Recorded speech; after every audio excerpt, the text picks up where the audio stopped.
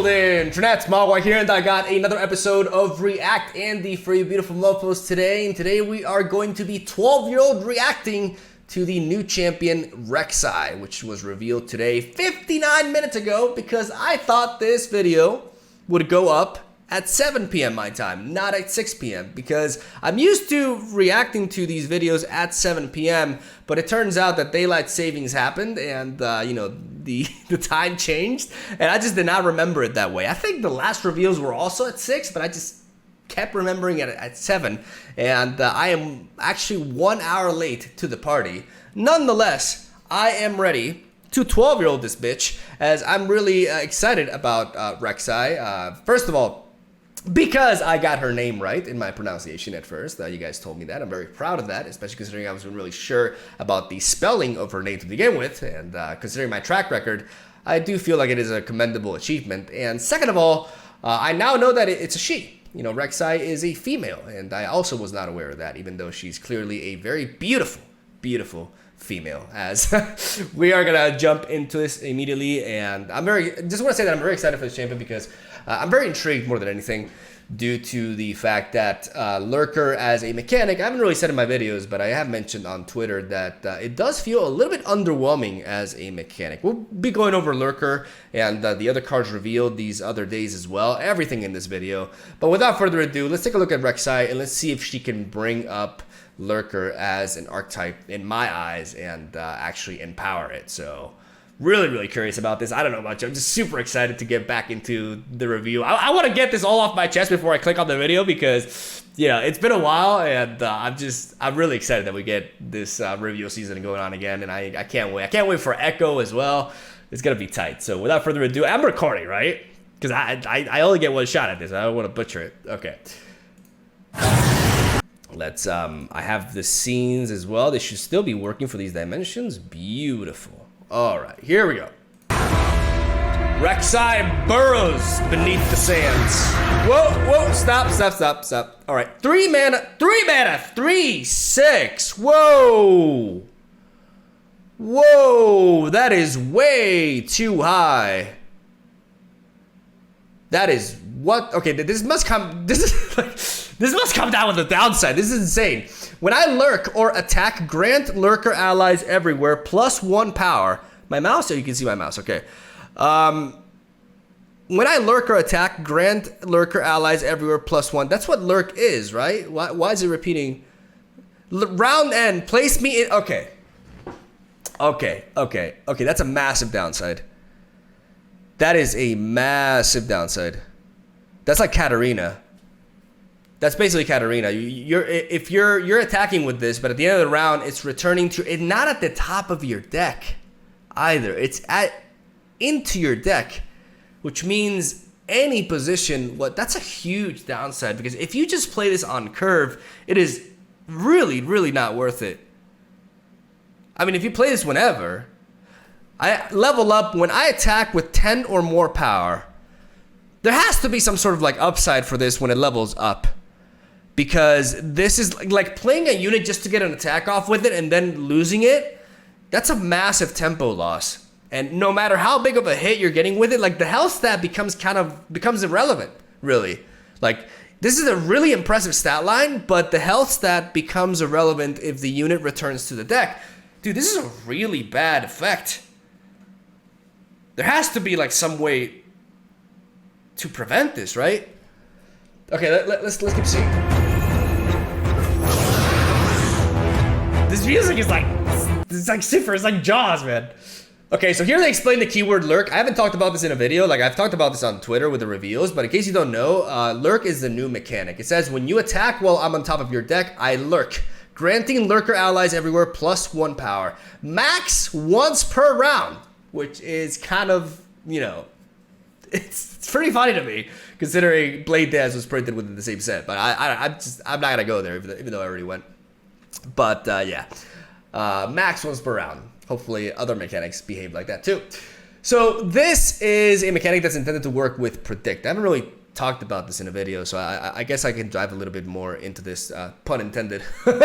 So with Predict, we have an example here. I think this card was revealed yesterday. So Lurk makes it so that if you have the Lurk unit on top of your deck, then you'll be granting +1 whenever you attack to other Lurker allies. Granting meaning it's a permanent buff. People have compared this mechanic to Augment, which makes it feel a little bit underwhelming because it's not like Augment sees much play, right? And this is more limited from a tribalistic standpoint. But we have, like, what's weird is that this says when I lurk or attack. That's not lurk though. Does it trigger twice? Because I'm just thinking, like, how fast you need to get her up to 10 if you're lurking, like, and attacking every turn. I'm just gonna watch the video and then I'm gonna talk about it. You predict when you play him. You find Rek'Sai, you put her on top of the deck. For their side. Oh no. You attack, you get the buff. Play.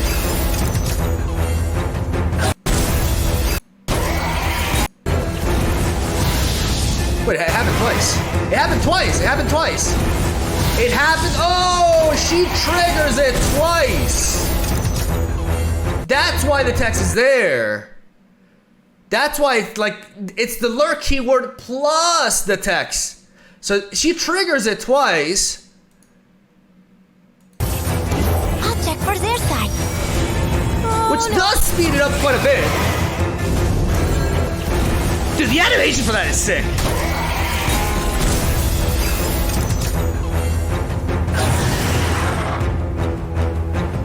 I think, okay, so if she levels up, she doesn't return, right?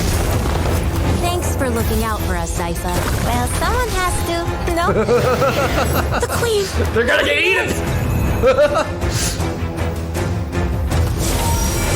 This is super Jaws, man. This music is Jaws. Whoa, whoa, whoa, whoa, whoa, whoa. What is that? What is that? What is that? Xerxa'reth the Under Titan, 5 mana with 6 health. I don't know how much attack it has because it's been buffed. Attack. If I have 8 or more power, give me Fearsome, Overwhelm, and Spell Shield this round. Holy crap. I mean, the Spell Shield is... How relevant is the Spell Shield ultimately? Because if you could... I mean, I guess you can stuff... Like, it is relevant for stuff like Whirling Death. Or, I don't know, Death Lotus. Like, there's few spells that only interact in the combat phase.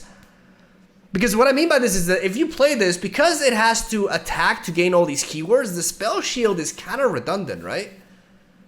Like, I don't think the Spell Shield matters much because it can be targeted before. But that means whatever you have to do with it, like, it is relevant though, because that means that if you want to, like, it actually is relevant because if you want to play a unit, if you want to play an extra blocker and then hush this, you can't do that. You have to hush it immediately. So it actually is relevant. I actually really like the design of this card because when it attacks, it is nasty with the Overwhelm. This seems much better than the 6-drop that we saw before. Like, I didn't talk about it, but it was revealed yesterday, I think. This actually seems pretty cool. Going for the elixir wrap because otherwise it takes a while, man. All right, let's see a level of animation. Whoa, what? Oh! Oh my god, that's so sick. Wait. Dude, I got so distracted. Stop. Oh, these level up animations, dude.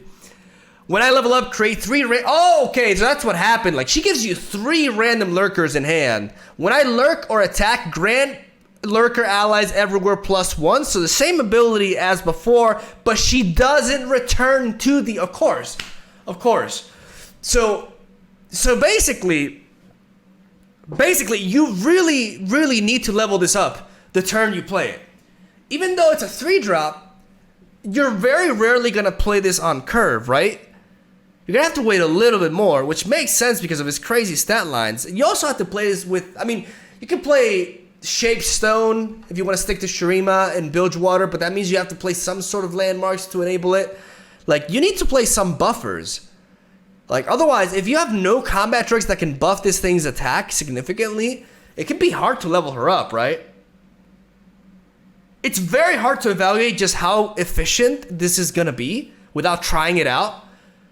But thematically speaking, it looks sick. Like, I love the fact that she's at the top of the deck lurking, and then it's so thematically is fantastic. And I love. I would watch that. I love it. I'm gonna show again, man. I'm sorry.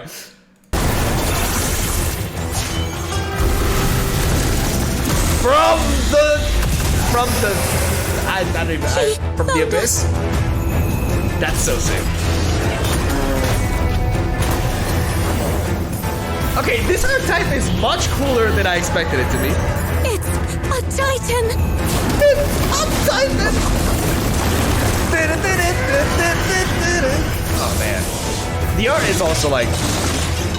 The art is phenomenal. You got that surfer running away from it. And you get double buffs every time because of the lurk that was on top and because of the effect from her. So no matter whether she's the one attacking or the unit is on top, she's triggering the effect twice. This can snowball really fast. Like, the effect triggering twice. The thing is, how effectively, like how consistently can you predict a lurker on top of the deck? Honestly, man, it's crazy how like a video can just make me pull a 180 on this keyword. I'm actually happy that I didn't talk about this keyword prior, because the more I think about it, man, the more I feel like this can actually snowball really quickly. Dude, she looks super fun, which is surprising from an archetype that's just based around attacking, right? But combining it with predict and getting them on top, and they'll take that out of context. That's just really, really neat. We see them combining it with Noxus here for the Elixir of Wrath, right? But what if you combine it with Bilgewater? Because I know there's a lurker for Bilgewater. There's gonna be at least one lurker for Bilgewater. Like, can we see like what the ones were generated? Cause we saw some random ones. She found us. Wait. Is that an 8 mana? Is that an 8 mana? Is that Bilgewater? That's Bilgewater, right? Wait, can I look? Yeah. It's a lurker. We see it. You see it down there, right? It's an 8-drop lurker for Bilgewater. So like I said prior, it is confirmed that it's a combination of Shurima and Bilgewater. But I guess they combined it with Noxus for this video to show you, to get her to level up quicker. Because that's the problem. If you combine with Bilgewater, how are you going to level up Rek'Sai quickly? Because that's the tricky thing. But I mean, to be fair, getting her to 10 attack... Because, okay, so if you lurk once, she's already up to 4. And when she attacks, if you lurk with Rek'Sai, the key thing is if you manage to, but that's not really that consistent, right? That's not really that consistent. So let's just say you lurk with a unit, you get her up to 4, and then when you play her, you attack, she goes up to 6 if you lurk again. You still need quite a bit, like, it's not easy. It's not that easy. Unless they're like easier. I mean, the two drop lurker from Bilgewater starts a free attack. So with Rek'Sai, that can go up really high, but it really doesn't make a difference if you manage to lurk Rek'Sai or not. Because lurking Rek'Sai is really what makes the difference. So I don't know, like, I'm still not super impressed by the power level of this archetype, but it looks really, really neat and fun. That's for sure. Let's actually take a look at the cards and go over the other reveals on you good old Twitter, and I'll be right back and give some more thoughts on all this. But man, it looks sick. All right, and we're back. I changed my camera position so I'm not in the way of any card. They actually changed the distribution for this, so I can no longer be in the center like I used to be. For those of you who remember my past 12-year reaction and the videos. Regardless, I'm on the top corner here, so you guys can read every single card. We see the champion is being portrayed on both sides. We have the leveled up version of Rek'Sai here, and the pre-leveled up version on the right. Which is a little bit weird, but whatever. As we can see here, this champion is just like incredibly overstated for 3 mana. A very heavy downside, and the viability of Rek'Sai is ultimately going to come down to how effectively or how quickly you can level her up.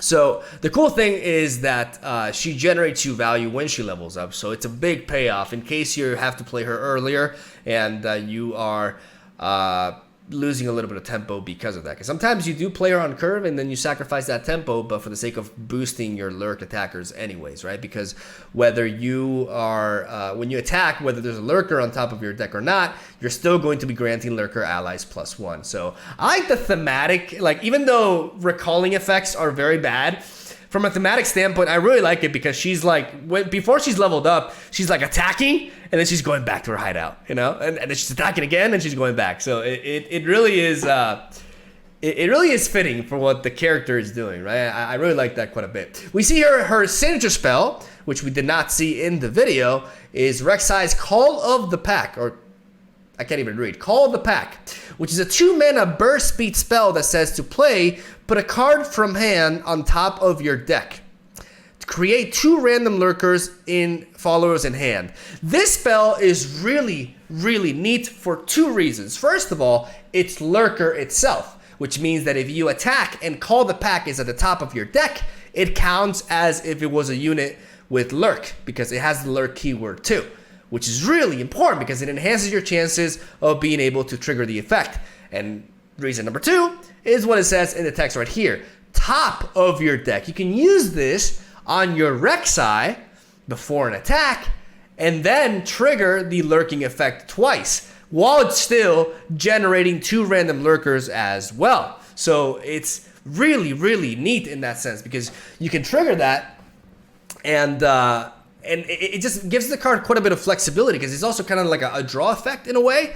And it helps you out trigger the Lurk effects while also giving you more options. So I really like the design of this card, and I think it's going to do a lot for the archetype. And then we have Xerxa'reth, the Under Titan, which is the card that we were mentioning earlier. I love the art. It's just so fucking terrifying. Like imagine you're walking down the dunes and this thing pops at you, right? Like it's a much, like we have the other reveals here, and this is what I was talking about with the 6-drop, right? Like we'll get to these in a moment, but I just want to compare this to the Xerxa'reth Dunebreaker, which is a 6 mana 3/6, which already has Overwhelm and Lurk, right? This one is 1 less power, but for 1 less mana, you're getting the Spell Shield proc and the Fearsome upon attack. Overwhelming when attacking, that's the only relevant scenario in which the keyword enters, it's taken into account. So it's basically the same as having Overwhelm. So you need to have 8 or more power to have Overwhelm, right?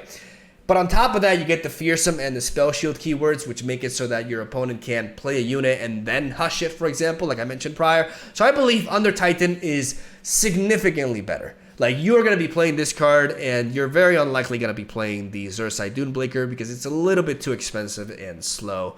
Though maybe you play both. Like I'm not sure. It's early to say, right? But if you have to choose between the two, you definitely prioritize Xerxa'reth. Am I getting that right? Xerxa'reth, the Under Titan. I love the name. It's just like super epic for a weird reason, and I love the art of this card. It's over the top, and I fucking love it.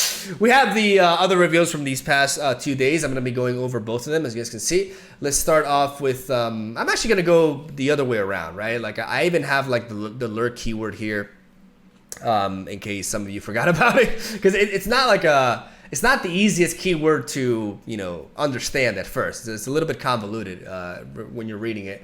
But once you get how it works, it's pretty straightforward. So we have the first reveals here from Rise of the Underworlds, and that includes 1 Shurima card, but also a Piltover and a Bilgewater card. When it comes to the Shurima, we have the Xerxa'reth Hatchling, which is a 1-mana Fearsome that lurks, right? I believe this will be a staple for Lurker decks because it's basically going to give you a pretty strong attacker that keeps on growing with the Fearsome keyword, which will make it harder to block. So that prevents other 1-drops and a lot of 2-drops as well, those that don't have 3 power, to block into it, and that can allow you to generate a lot of damage out of a 1-drop, which is generally what you want to see. And then we got the Snapjaw Swarm. We saw the 8-drop, which I guess we can just We have to speculate about that until now because that's all that we know. But we know that there's more than one Lurker for Bilgewater. And what matters is that Snapjaw Swarm, upon play, starts a free attack, which means you can play this the turn you don't have the attack token and potentially Lurk. And that is a big deal. That's a reason why I definitely expect Lurk to be a Shurima Bilgewater archetype, because you're going to have more Lurk units in Bilgewater, and because having access to a unit that allows you to Lurk on turns that you don't have the attack token is super important, especially if you want to level up Rek'Sai quicker than not. So I do feel like this card is going to be very, very important for the archetype. The 2 health will make it very easy to go down, and yeah, it'll be very easy to block, which is one of the downsides to it. But triggering the Lurk effect is going to be really important. And if you're able to like play a 1-drop attack and Lurk, and then play, that's why it's very important to have a 0 mana predict, which I'll talk about in a bit, right? But playing a 1-drop and lurking, and then playing this and lurking again. If you have Rek'Sai, this thing's attack can just go up to 3, right? But most of the time, if your opponent has a 1-drop or a 2-drop, the Snapjaw Swarm is going to go down and trade with something. Ideally, your opponent doesn't set up a 2-mana 2/3 when this thing goes down, or you have the attack token on turn 2, and but then you don't really. I mean, you get a free attack with this. It could be pretty good if you have the attack token on turn 2 and you play this. It attacks on its own, and then your opponent can play something, and then you get to attack again. Unfortunately, Lurk is limited to once per turn, so the more that you get out of it, or the most that you get out of it, is like damage. So yeah, this card. It doesn't feel amazing, but it does feel like it'll be very important to speed up the process for the Rek'Sai level up, is what I'm trying to say. Then we got Fallen Feline, which is a card that I'm really excited for. It says, when I'm summoned, create a Hexite Crystal in the bottom 10 cards of your deck. Now, some people have speculated that you combine this with Bilgewater and Zap Sprayfin to ensure that you pull this every single time with Zap Sprayfin. The problem is, if you're combining Piltover and Zon with Bilgewater, you're going to be wanting to add other spells beside, Hexite Crystal, which is not going to be in your original deck to begin with, right? So the card can brick otherwise. But it is a pretty interesting combination. This card is really fucking strong. As you guys can see, if you see me in a prediction, draw me. Deal 2 to the enemies and enemy nexus. For 2 mana, it's like an avalanche that deals damage to the face and costs half, and can be played at fast speed. This card is broken. Like, there's a reason why this card is going at the bottom 10 cards of your deck. Because if you can play this guy turn 1 and you can potentially predict into this immediately, you could try to play this. Like, I don't know how many cards actually shuffle your deck. I don't think there are that many, but it can definitely go a long way. But if you combine this with Bilgewater, you can have Zap Sprayfin, and with a bunch of other, low-cost spells, you do have a good chance of picking this up, right? The thing is, when you predict, you do shuffle the deck. So, I believe. Is that how prediction works? Or do you just shuffle the 3 cards to the deck? I'm not even sure anymore. I'd have to look at the predict keyword. Can somebody clarify that for me? Because I'm pretty sure that when you predict, you shuffle the entire deck. Because then that means that you just have to predict once, and then you can draw Hexite whenever. I don't know if it's that easy. Maybe it is. Because it's either that, or you shuffle the 3 cards into the deck. Either you shuffle the 3 cards, or you shuffle the entire deck. And that's a big deal. If you're watching this, let me know in the comments, because I'm not really sure as of right now. And yeah, we got the other part of the reveal here. We're talking about Xerxa'reth Dunebreaker already. Xerxa'reth Color, I do believe, will be a must-have for the Lurk archetype, because it's basically... It can be easily like a 4-3, 5-3 eventually when it goes down. It won't be a 2-3 most of the time. And it does allow you to predict upon entry. And I feel like that's really, really neat. Like, you can't really expect more out of a 3-drop for Lurk.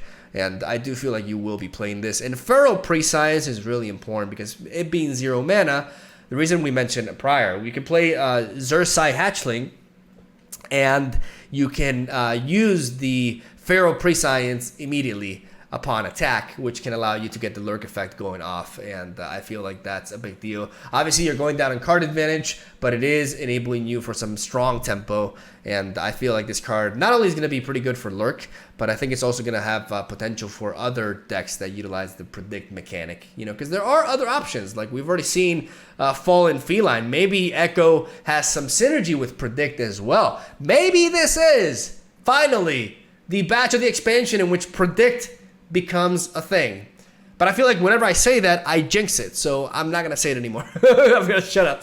And then we have, last but not least, we have Careful Preparation, a 3-mana Shurima spell with Kahiri that says to play, place a card from your hand into your deck. And unlike this one, unlike Call the Pack, it's not at the top of your deck. It's into your deck. And then you predict and then create a copy of the chosen card in hand. So the card that you predict, you will effectively draw it. So this makes it so that whatever it is you're going to draw, you're going to draw 2 copies of, right? This card has a lot of implications that are not really apparent at first. The ability to create an extra copy of a card that you would normally be limited to 3 copies of per deck is a big deal, right? I can't really think of any crazy, you know, combinations as of now, but I will be looking into it because that is something that not really, you know, I mean, you have Stalking Shadows, right, which effectively does that, but it is limited to followers, and this can be anything, right? So you can create an extra copy of a champion that has a really powerful, a really useful signature spell, for example, and you can create a copy of that. You can create a copy of a spell, which also can have many implications, and you can create a copy of a landmark as well, if you would like to. Though that's a bit more of a weird case, but it is definitely like, it has no limitations in that regard. It is expensive though, like 3 mana for effectively just predicting and going down -1 in card advantage. You know, it has a lot of downsides, right? Tempo wise and value wise, but ultimately I do feel like there is some sort of nutty combo with this that we are going to be discovering shortly. So that's basically what I'll leave it at. This batch of cards got really exciting with this reveal, though. Like, I really like how Rek'Sai works, and I feel like Lurk could potentially be much better than I originally thought it would. So let me know what you guys think. Super excited for just like, it just feels fun. It just feels really fun to play all of a sudden. I honestly, really, like being genuine here, I did not expect this to be a fun mechanic, because just when I saw the first cards, you know, like the Xerxa'reth hatchling, and then I saw these 2, I'm like, okay, you're lurking and you're getting the boost and everything, and you have to predict, but it's not until we saw the champion that we saw like the actual, you know, potential of this, and also just the fun factor as well, right? And I don't know about you, but I'm really hyped. So yeah, I'm more hyped for Echo though. Like when Echo gets revealed, I'm gonna freak out because I've been looking forward to that champion so much, and I can't wait. But I'm gonna stop talking because I'm rambling at this point, and I'm even losing my voice. So I'm gonna end it here. Thank you guys for watching. Stay tuned for daily Legends of Runeterra content. We'll be back at it with some more gameplay tomorrow, and I would assume on Saturday we'll be having another reveal video. So yeah, stay tuned for that as well. Love ya. Have a great day. I'll see you tomorrow.